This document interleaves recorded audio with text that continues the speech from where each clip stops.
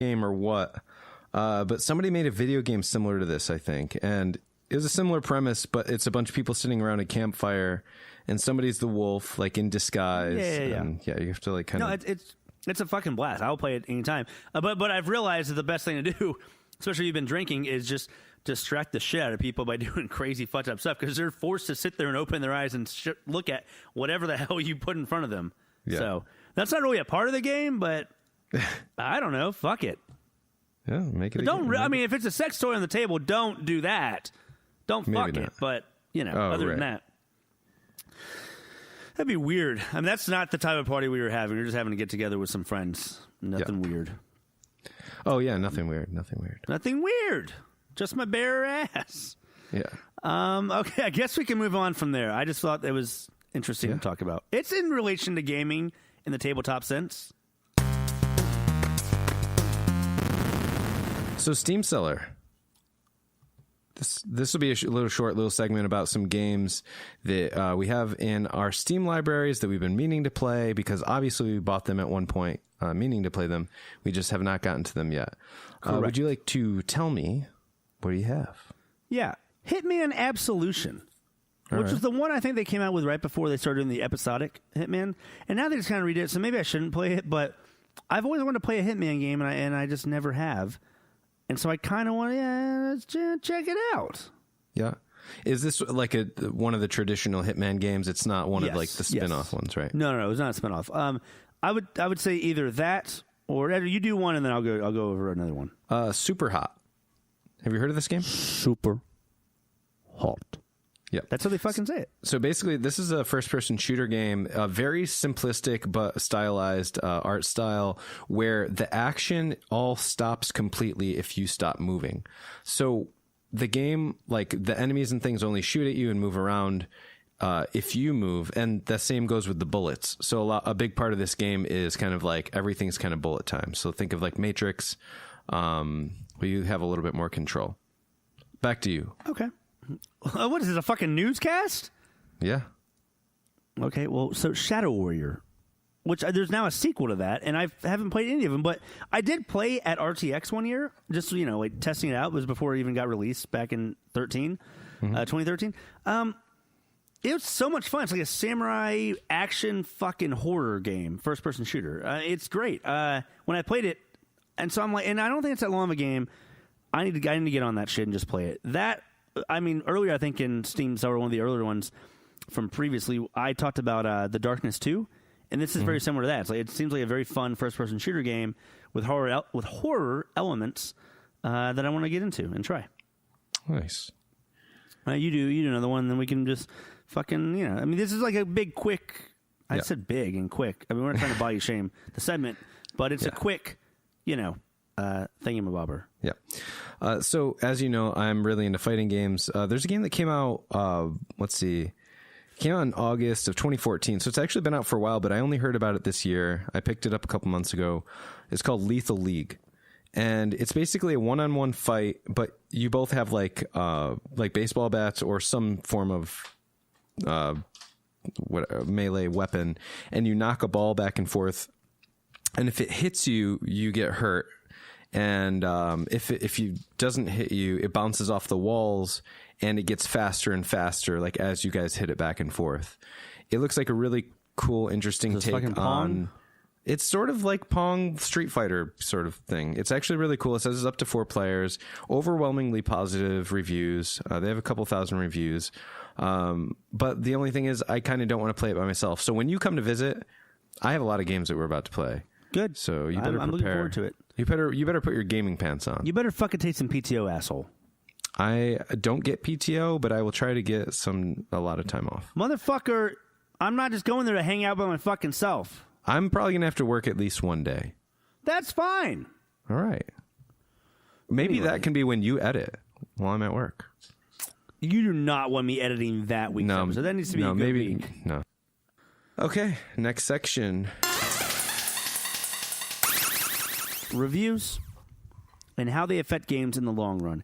And we're meaning in terms of games like we talked about today, Sea of Thieves and No Man's Sky. Because these games Warframe from last week. That's kind of how we got this started. This all started with Warframe. Yeah, because it's a game that started off with a kind of a low player base. It wasn't the best reviews. Same with No Man's Sky and Sea of Thieves, but the developers have not given up on the game. And that's how games are nowadays. Like, they build this universe. I mean, fuck, if I spent years of my life doing something, I wouldn't just give up on it immediately because in the first month or two, it ends up being a critical failure.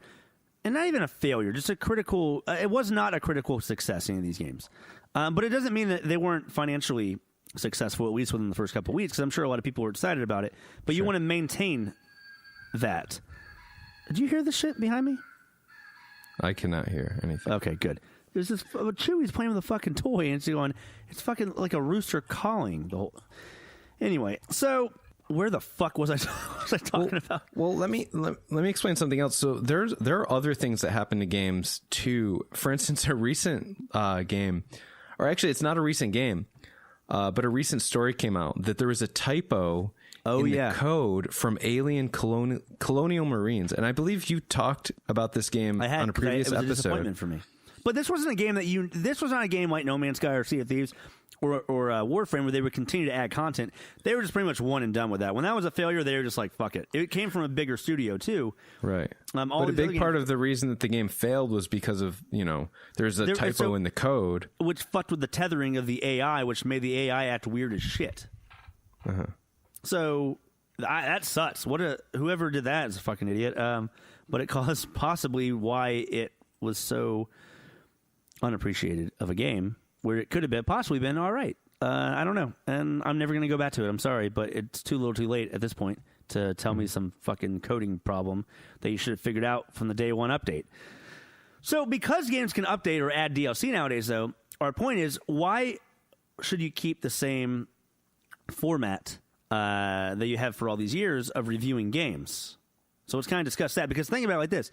If No Man's Sky Nets is great, well, the good thing about that is they're going to be reviewing No Man's Sky next / reviewing No Man's Sky for the Xbox for the first time. Mm-hmm. So you can do that. With Warframe, it got it was very little positive reviews. It was more mediocre. It was I'd say 6s and 7s, probably more like 7s. But now it's coming out for Switch, so when it comes out for Switch, it'll have all this content from years that have been backing from the developers on adding this additional content. They're going to be able to re-review this, and so that's fine. But what about games like Sea of Thieves that maybe just is continuing to adding content, but it's never going to get reviewed again? And maybe the DLC gets reviewed, but the overall game itself. Right. Well, and also games like PUBG was reviewed on Xbox. It got a really bad review because of, it was in really early development when it got released, and it was just janky as hell. And a game like Radical Heights that was even reviewed before it was out of early access and died before it ever got a proper review or properly was out of early access. It wasn't even properly launched. And I can't help but think that had a huge part in why.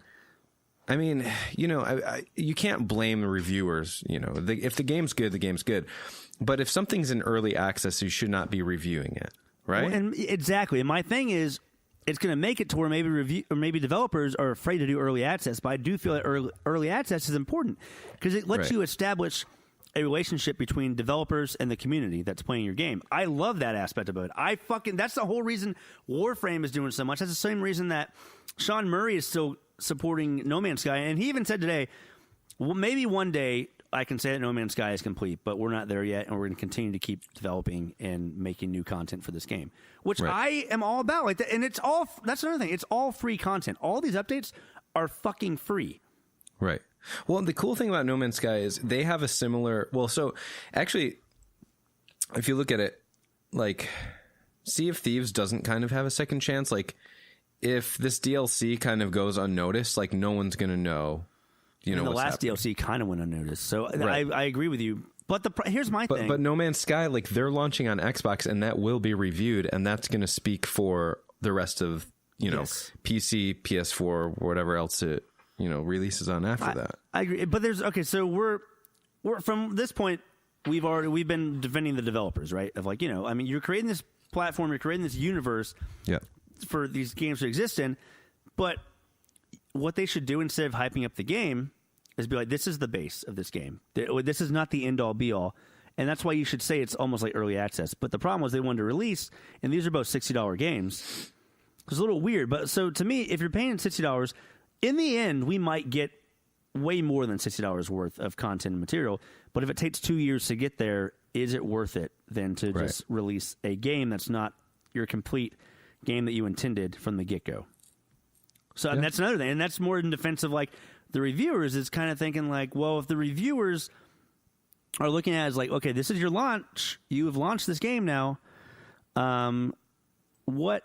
It should be a complete experience if you're charging us a premium price for the game. So I understand that aspect as well. It's a weird, tricky, like I can see both sides, but I also agree if something is labeled in early access, why the fuck are you reviewing it? Right. That I can't get past. Like if you're reviewing an early access game, I get that some of these games are really exciting to review. Like Radical Heights was like an exciting thing just because Boss Key Productions had just gone out of business. Like they were jumping into the Battle Royale sphere, and like that's a really big topic right now. They didn't go out of business yet. But they even went as far as to label it extreme early access. That meant like it was really, really an early access. Like if you turned that game on like day of launch, like some of the things in the world didn't even have textures on them. Like that's how. We played it day of launch. Yeah, because they released it. They announced the game, and it was like it's already out. Just fucking play it. Right, like go get it, and we're going to build on it every day. And they didn't even get as far as what was it? A couple weeks? It wasn't that long. Yeah, it was like a month and a half maybe. Right. And my thing is like I just don't want that to be. I don't want that to shy developers away from doing certain early access stuff because I think it's a great model. Yeah. Well, let's give a couple notable games that have also had this issue. I think Prey was a big game this year that had an issue with launch, and then they worked on it after the fact. Mass Effect Andromeda was another one. I think that game was still too fucked from the get go. Yeah. I mean, they didn't spend the money on the animation. That's a whole topic for another fucking day about what went wrong with that game. But honestly, it's not the game that I care about. It's just the people putting in the time, the effort, and then like actually making the changes. They're taking the feedback. And does the game ever get reviewed again?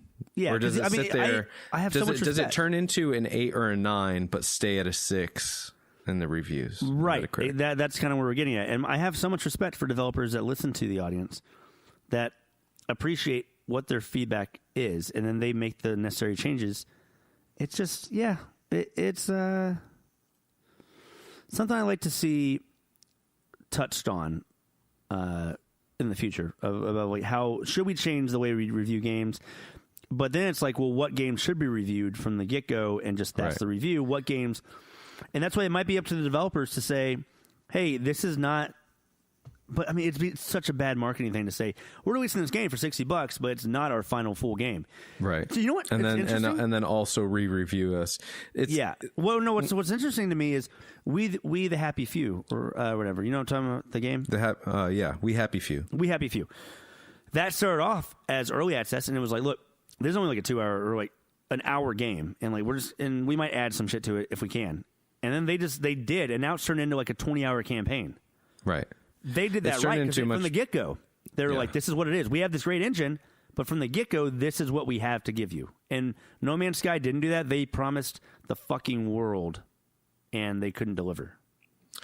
Let's wrap up by saying, while we think that these things do suck, we also understand. Because, like, we tried to cover E3 the best that we could. I have to try to imagine myself being a website that day in, day out, 365 days a year, is not only keeping up with news, but trying to keep up with, like, what games should be reviewed. And it's hard for these companies, I'm assuming, to go back and re-review games. Right. After they've already had a bad launch to begin with, and like keep up with these games and make sure like, you don't have the resources as a website to do that. Right. Look how many games come out per week. Yeah. And now more than ever, and we haven't even mentioned this on the show, but Nintendo Switch wants 30 to 40 indie games being launched on Nintendo Switch every week at some point moving forward. And Jesus, how are we ever going to keep up with reviewing that many games? And to me, maybe you hire a secondary reviewer that just like goes back and either reviews games that didn't originally get reviewed because they weren't popular enough, or they look at games that like should maybe be reviewed again. Maybe that could be us, dude. At some point in our no, I don't mean on. Well, I'm not going to go work for fucking IGN. I mean that'd be cool, but I'm not. You're saying the game Genies? the Game Genies. I'm saying the Game Genies could maybe have a segment where we look back at a game that got released. Like, maybe Game Genies, our first one will be Sea of Thieves a year from now, and we'll look at what the fuck.